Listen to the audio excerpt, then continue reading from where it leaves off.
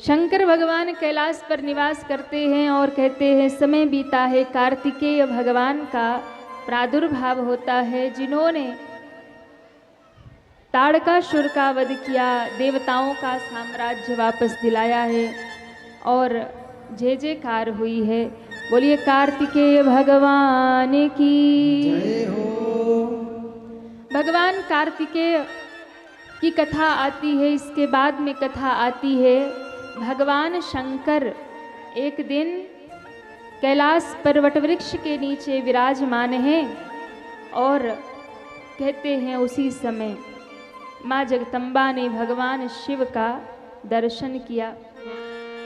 भोले बाबा कैसे विराजमान है, ऐसा लगता है स्वयं शांत रस स्वरूप लेकर के विराजमान हो गया हो।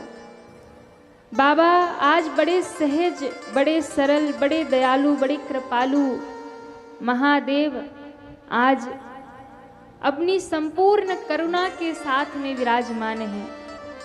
कैसे विराजमान हुए? गोस्वामी जी ने कहा, निज कर डासी नागरी पुछाला, निज कर डासी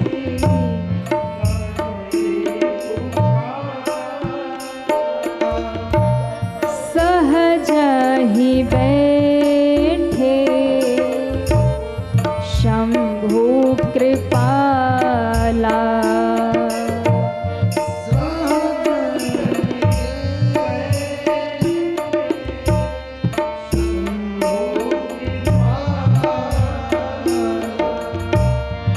पार्वती भला अवसर जानी,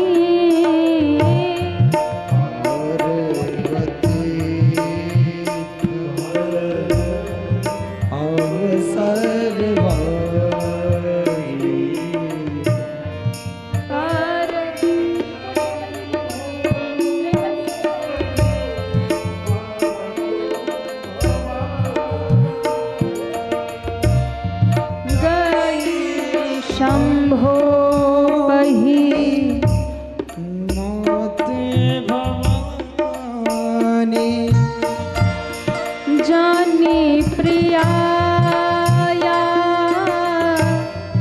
दरियाती दीन्हा,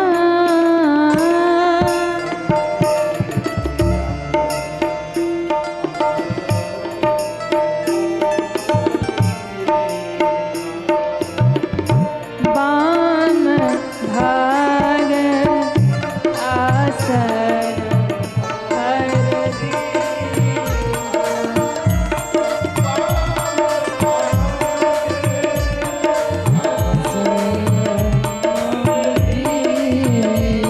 आसन हर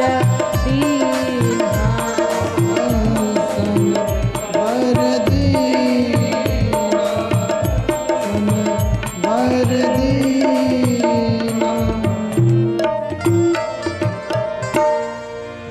बाबा कहते हैं आज शंकर भगवान इतने प्रसन्न हैं कि बाबा ने अपने हाथों से मृगछाल बिछाया और मृगछाला बिछा करके बाबा विराजमान हो गए।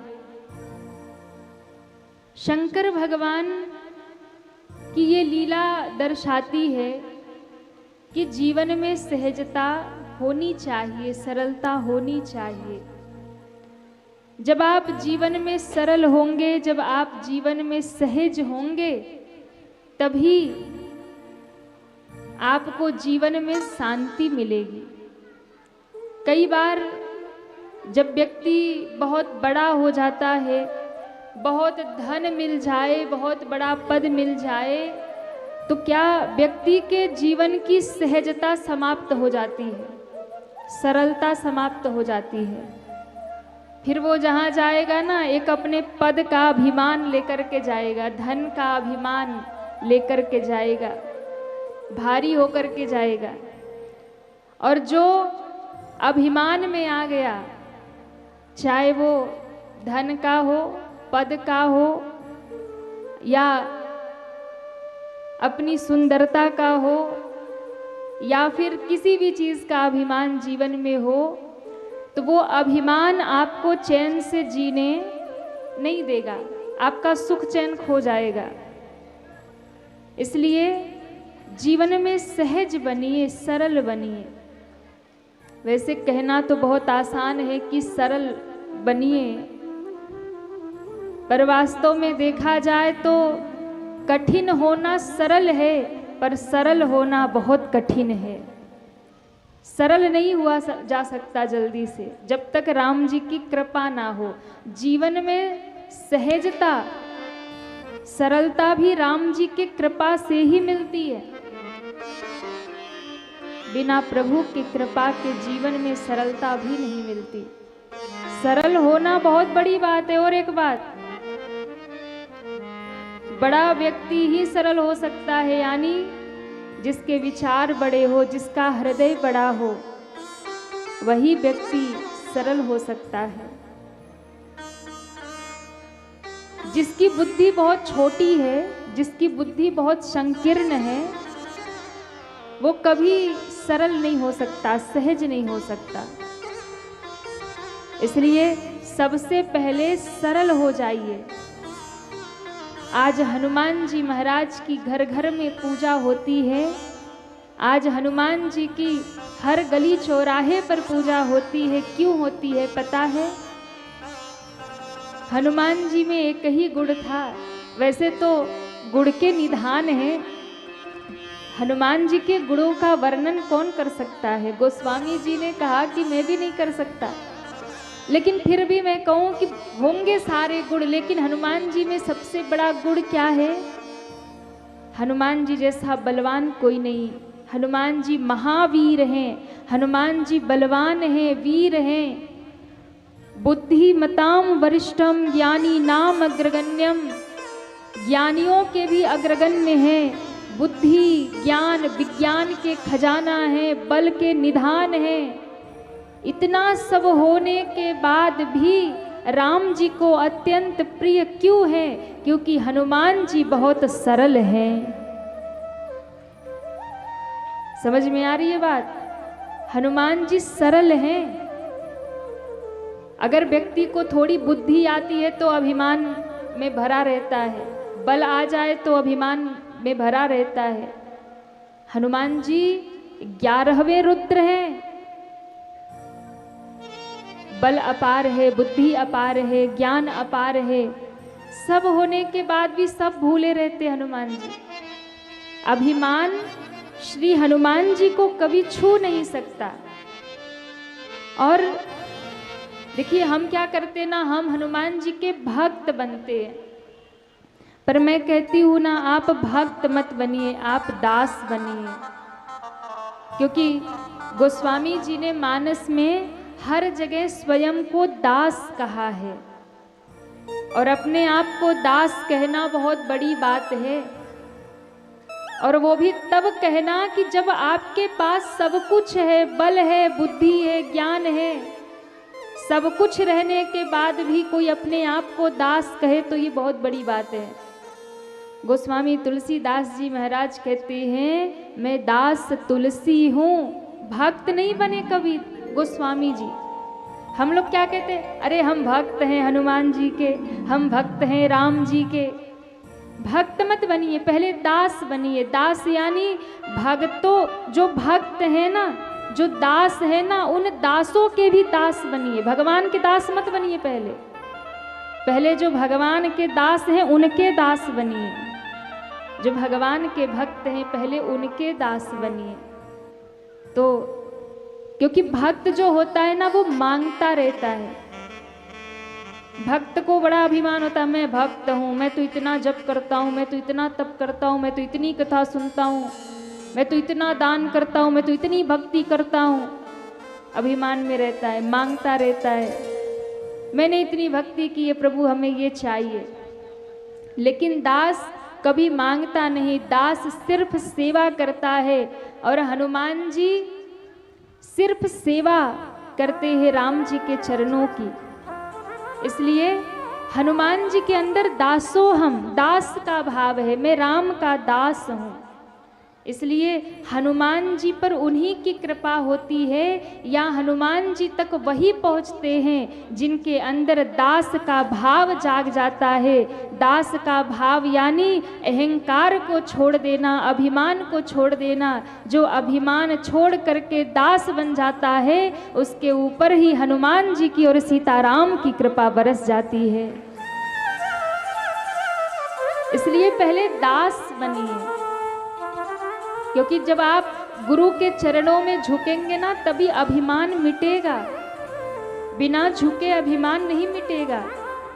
पहले कहीं समर्पित होना पड़ेगा। पूर्ण समर्पण आपका अभिमान तोड़ता है। अच्छा देखो, पहले के जमाने में जो घर बनते थे ना, उसके दरवाजे बड़े छोटे छोटे होते थे। आजकल तो भैया बड़े लंबे लंबे दरवाजे होते हैं। हाँ, और कई कई घरों में तो इतने ऊंचे दरवाजे, महाराज देखते ही रहो दरवाजा ऊंचा ऊंचा। पहले के जमाने में घर के दरवाजे छोटे होते थे। पहले के जमाने में आप जितने पुराने शक्तिपीठ, सिद्धपीठ मंदिर होंगे, आप उन मंदिरों में जब जाएंगे तो देखेंगे उसका द्वार बहुत छोटा होगा। मंदिर विशाल होगा पर द्वार बहुत छोटा होता था। ये हमारे ऋषियों का एक वैज्ञानिक साइंटिफिक रीजन था छोटा करने का द्वार। क्यों भैया? दुनिया में तो अकड़ के चलते ही हो। हाँ, सबके सामने अकड़ते हो, माँ बाप के सामने अकड़ते हो, बड़ों के सामने, सबके सामने अकड़ के आदमी चलता है। तो ऋषि मुनियों ने कहा, दुनिया में भले ही अकड़ के चलते होगे, लेकिन जब इस दुनिया बनाने वाले के द्वार पर आओगे तो झुक कर ही अंदर जाना पड़ेगा। यहाँ झुकना ही पड़ेगा। झुकने का मतलब कि जब आप सिर झुका के अंदर घुसोगे तो पहले ही अभिमान टूट जाएगा, अभिमान पहले समाप्त हो जाएगा। क्योंकि वो जानते थे ना कि इंसान सब कर सकता है पर झुक नहीं सकता। इसलिए उन्होंने द्वार ही छोटा बनाया था कि पहले झुको तब मंदिर में प्रवेश होगा, तब दर्शन होगा। और झुकने का अर्थ है अभिमान समाप्त करना, अहंकार को मिटा देना। कहीं न कहीं तो समर्पित होना पड़ेगा, कहीं न कहीं तो आपको झुकना पड़ेगा। और जहां आप झुक जाएंगे, जहां आप समर्पित हो जाएंगे, उसी दिन आपके जीवन की सारी समस्याएं समाप्त हो जाएंगी। इसलिए जीवन में सरलता होनी चाहिए, जीवन में सहजता होनी चाहिए। दास का भाव जिस दिन जीवन में आया ना, पहले भक्त मत बनो। हनुमान जी दास बने, पहले दास बनिए। जब आप दास बन जाएंगे ना, तब हनुमान जी महाराज की कृपा होगी। हनुमान जी राम के चरणों में समर्पित हैं, दास भाव से मैं राम जी का दास हूं।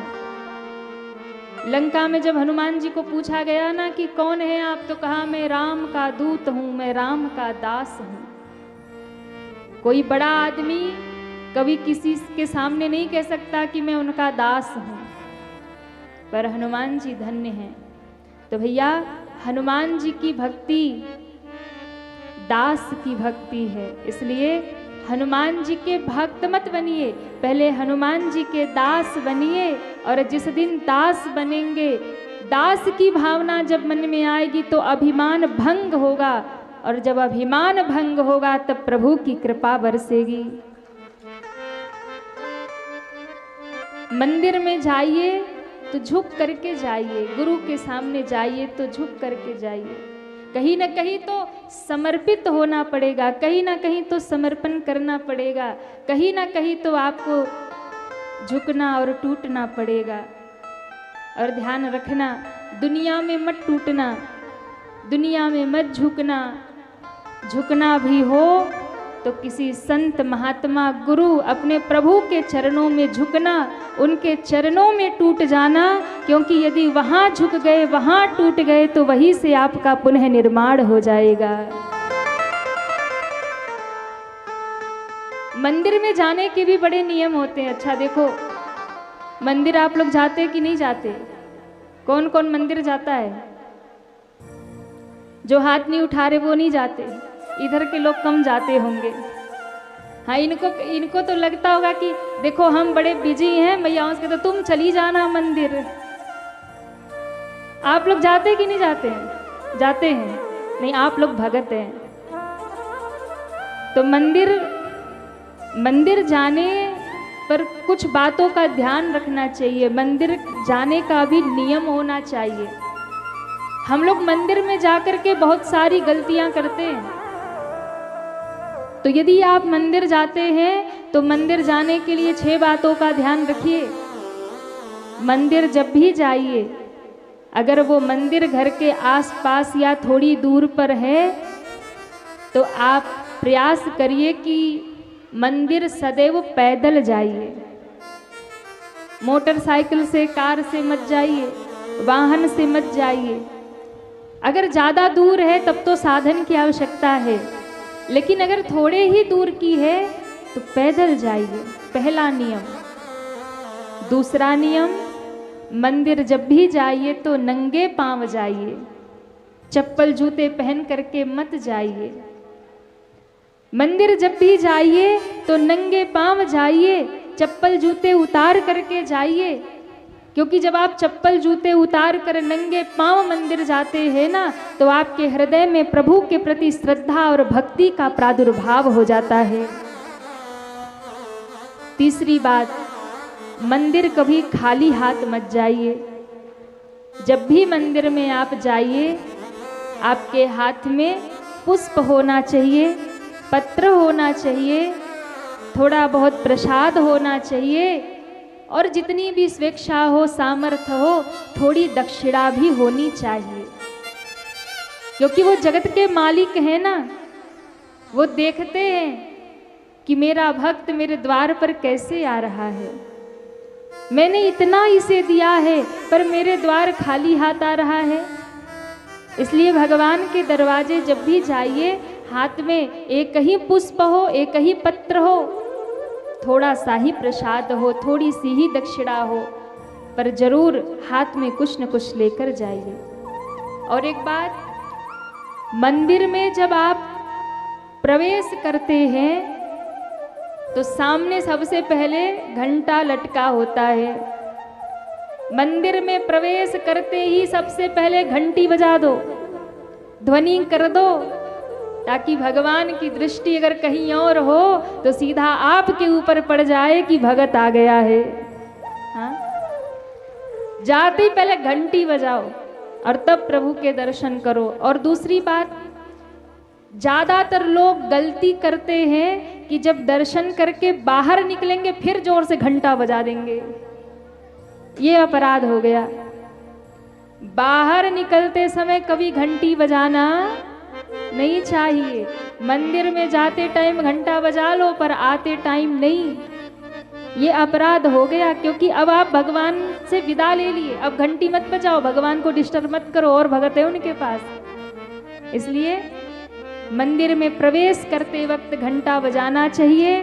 मंदिर से निकलने के बाद, पूजा समाप्त होने के बाद घंटी, घड़ियाल, घंटे नहीं बजाने चाहिए। और सबसे मुख्य बात, हम और आप क्या करते हैं, जैसे ही मंदिर में जाएंगे पुजारी जी को प्रसाद, पुष्प जो भी था वो दे दिया।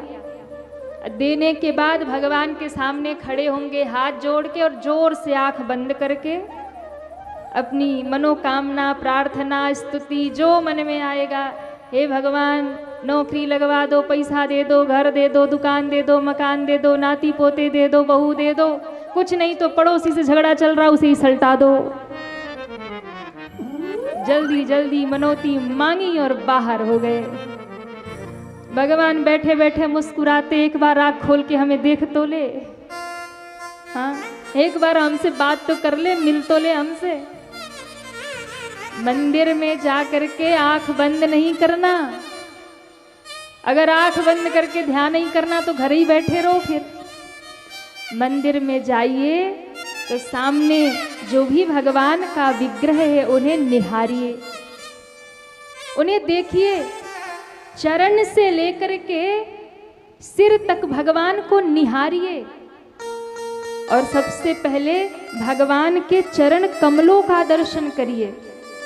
सबसे पहले चरण का दर्शन करिए और चरणों से दर्शन करते करते करते करते भगवान के पूरे अंग अंग का दर्शन करते हुए अंत में भगवान के मुख कमल का दर्शन करिए और उस मुख कमल का दर्शन करके उनके चरणों को, उनके स्वरूप को अपने हृदय में धारण कर लीजिए।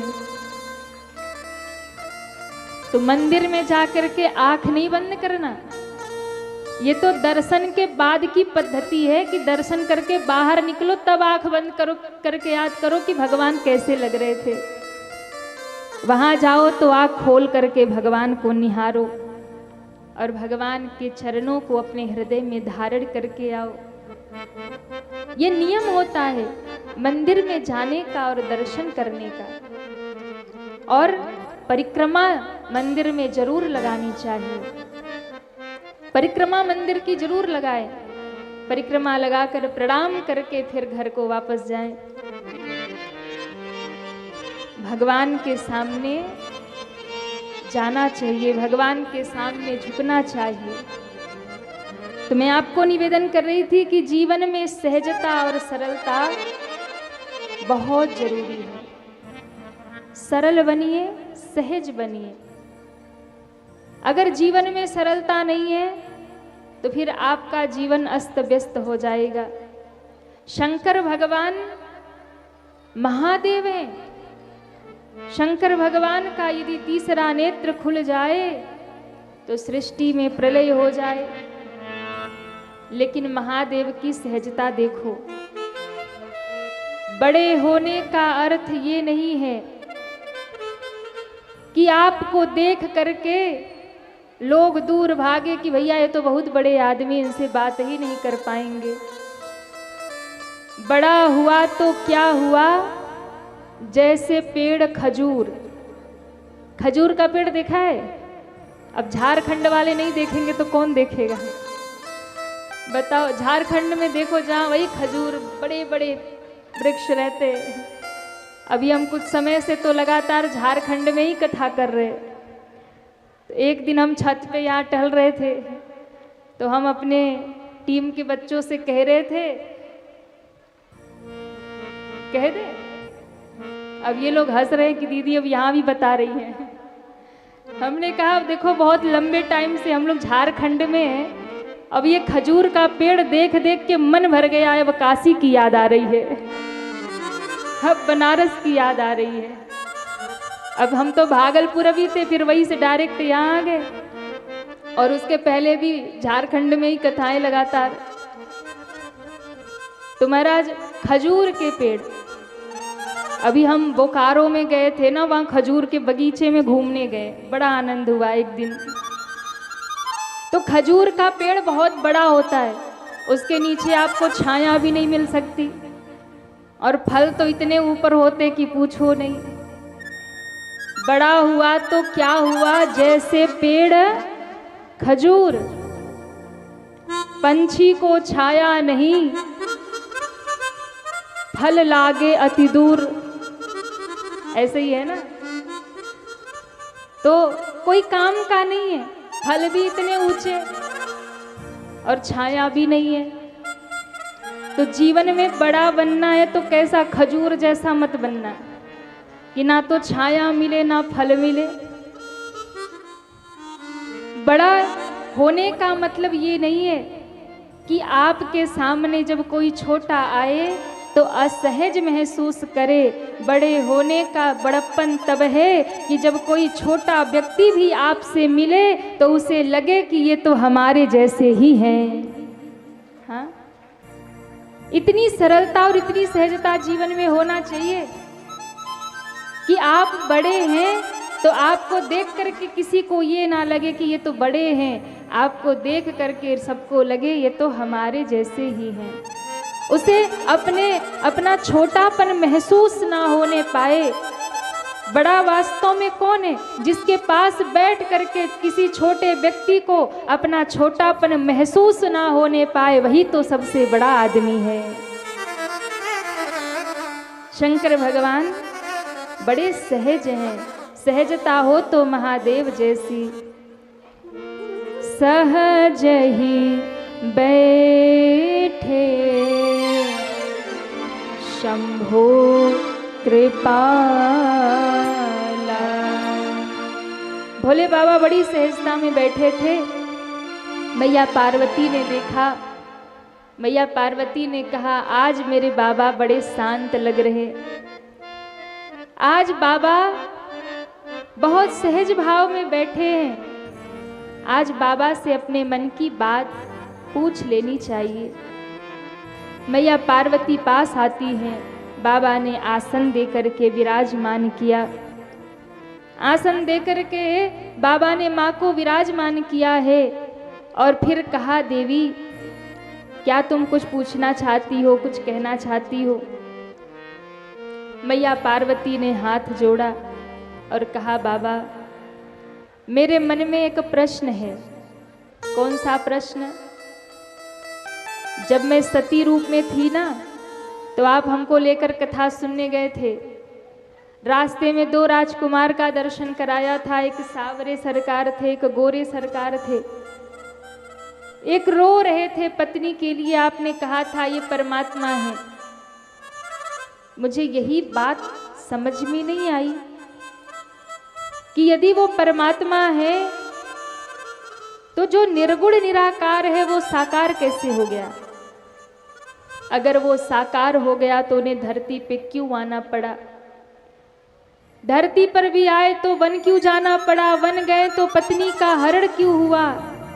आप मुझे कृपा करके सुनाइए, जन्म कैसे हुआ, विवाह कैसे हुआ, वनवास कैसे हुआ, रावण का वध कैसे हुआ, राज्याभिषेक कैसे हुआ, कैसे अवध के सिंहासन पर बैठे और राम राज्य स्थापित हुआ, मुझे सब कथा सुनाइए।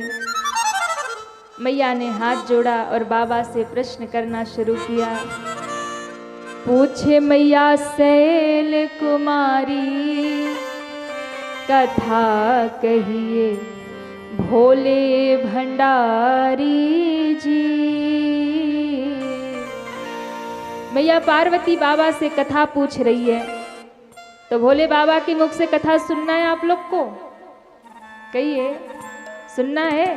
तो आइए मैया पार्वती के संग मिलके हम लोग भी बाबा को प्रार्थना करें।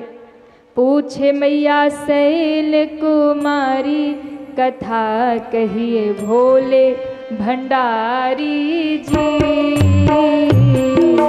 पूछे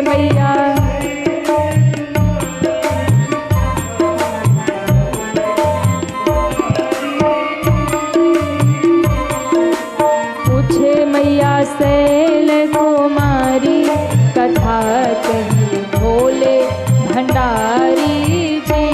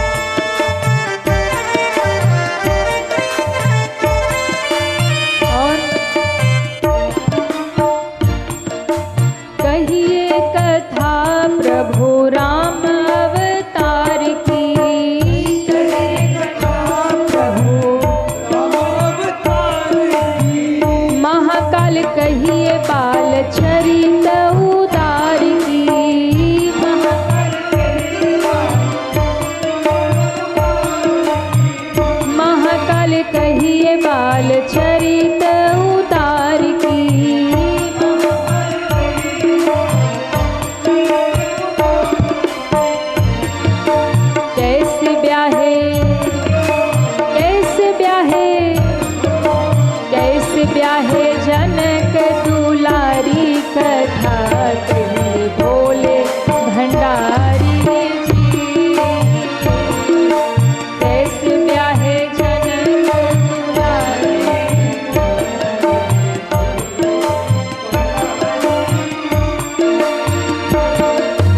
पूछे मैया शैल कुमारी, कथा कहे भोले भंडारी जी।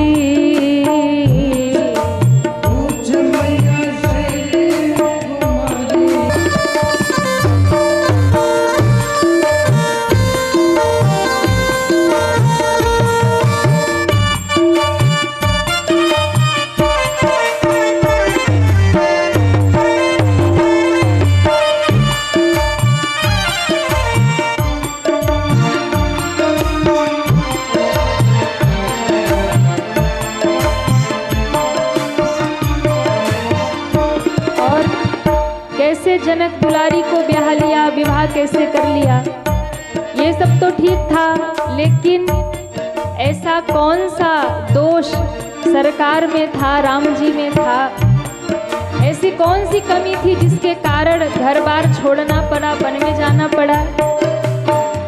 दोष कवन राज तजे सरकार जी, दोष कवन राज तजे सरकार जी, दोष कवन राज तजे सरकार जी, दोष कवन राज तजे सरकार जी। कहिए वनवासी रामचरित अपार की, वनवासी रामचरित अपार की। कैसे दिए, कैसे दिए, कैसे दिए रावण को मारी, कथा भोले भंडारी जी। कैसे दिए रावण कुमारी, कथा कहे भोले भंडारी जी। पूछे मैया शैल कुमारी, कथा कहे भोले भंडारी जी। कुमारी कथा कहे भोले भंडारी जी। कथा कहे भोले भंडारी जी, कथा कहे भोले भंडारी जी। कथा कहे भोले भंडारी जी।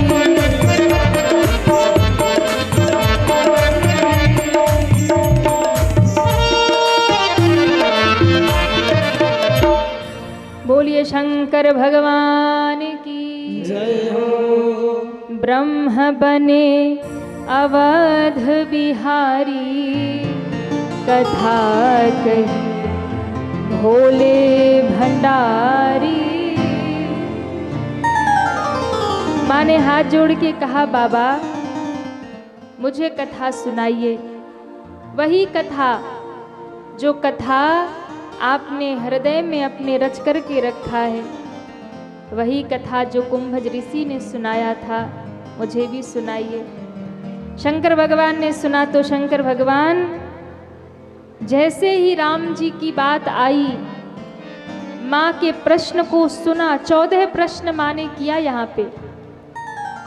माँ के प्रश्नों को सुन करके महादेव के हृदय में राम कथा प्रकट हो गई।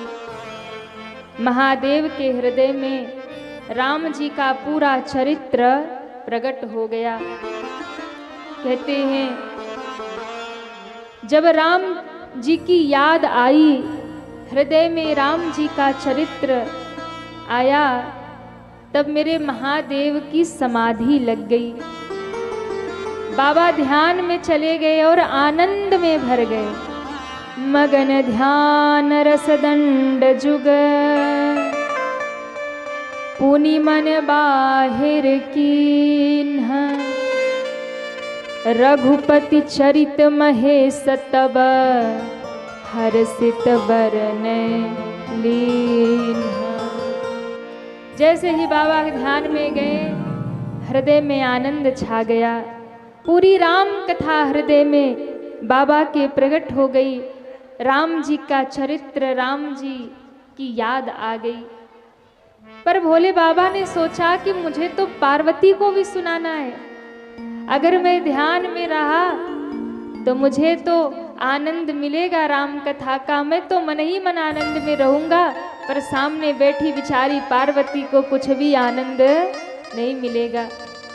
इसलिए कथा में आनंद तो तब आएगा जब कोई कहेगा, तब तो कोई सुनेगा, है ना। हम कह रहे तभी आप सुन रहे हैं। अभी हम ध्यान लगा के बैठ जाएं और मन ही मन कथा गाएं तो आपको कुछ पल्ले पड़ने वाला नहीं है। अच्छा कहिए, हम अभी चुपचाप आंख बंद करके ध्यान लगा के बैठे और कहे कि देखो हम मन से कथा गा रहे हैं, तो भैया हमें तो आनंद आएगा क्योंकि हम अपने मन ही मन भगवान की चरित्र कथा का ध्यान करेंगे। लेकिन आप सामने जो बैठे हैं ना, आपको कुछ नहीं मिलेगा। आप तो बस यही देखोगे कि हम आंख बंद करके बैठे। वैसे हम कहें, हम जो कथावाचक लोग होते हैं ना, हमारे जीवन में कुछ हो ना हो, वैसे तो बड़ी हम लोगों के जीवन में बड़े संघर्ष होते हैं। अपना कोई घर ही नहीं होता महाराज, झोला उठा के यहाँ वहाँ घूमते रहते हैं। जहाँ ठाकुर जी भेज दे कथा गाने वही चले जाते पोथी लेके। तो जहाँ जाते वही अपना घर, वही अपना परिवार। तो जो भी हो जीवन में, चाहे जैसा भी हो, लेकिन एक बात बड़े आनंद की है, एक बात बहुत आनंद की है हम कथावाचकों के लिए। क्या कि भैया जीवन भर, दिन भर, 24 घंटा रातों दिन कुछ हो या ना हो, पर प्रभु का स्मरण और प्रभु का ध्यान 24 घंटे ही रहता है। क्यों? सोते जागते उठते बैठे, सोवत जागत सरन तिहारी। अब इनके सिवा हमें काम ही क्या है बताइए। अब यदि हम ग्रंथ पढ़ेंगे तो भी इनको ही पढ़ेंगे, अगर हम भजन गाएंगे, कीर्तन गाएंगे तो भी इनको ही गाएंगे, प्रभु को ही गाएंगे। और यदि यहाँ कथा में आने से पूर्व भी बुद्धि में सोचेंगे कि आज क्या क्या सुनाना है, तो भी भगवान के ही विषय में सोचेंगे। और यहाँ बैठ करके जब गाएंगे तो भी उनका ही नाम गाएंगे, उनकी ही कथा गाएंगे। तो चाहे आत्मचिंतन हो, हृदय का चिंतन हो, लिखना भी है तो उनको ही लिख रहे, पढ़ना भी है तो उनको ही पढ़ रहे, समझना भी है तो उनको ही समझ रहे, गाना भी है उनको ही गा रहे हैं। इसलिए हमारा तो जीवन सार्थक है, क्योंकि प्रभु में ही सोना है और प्रभु में ही जागना है। और इसलिए ना, चाहे सिचुएशन कोई भी हो, स्थिति कोई भी हो, परिस्थिति कोई भी हो, 2-4 मिनट के लिए है तो हम भी इंसान ही। हाँ, हृदय तो हमारे पास भी है, तो दुखी तो हम भी होते हैं, पीड़ा कष्ट हमें भी होता है। तो हो सकता है कुछ समय के लिए पीड़ा भी हो जाए, कष्ट भी हो जाए, दुख भी हो जाए, क्योंकि दुनिया है ना, तो चीज़ों से दुख भी मिलता है, कष्ट भी मिलता है, दुखी भी होते हैं, कभी परेशान भी होते हैं। लेकिन हर एक परिस्थिति में ये रहता है कि कुछ भी हो जाए हमारे ठाकुर जी सब संभाल लेंगे, कुछ भी हो जाए प्रभु सब अच्छा ही करेंगे, इस बात का भरोसा रहता है।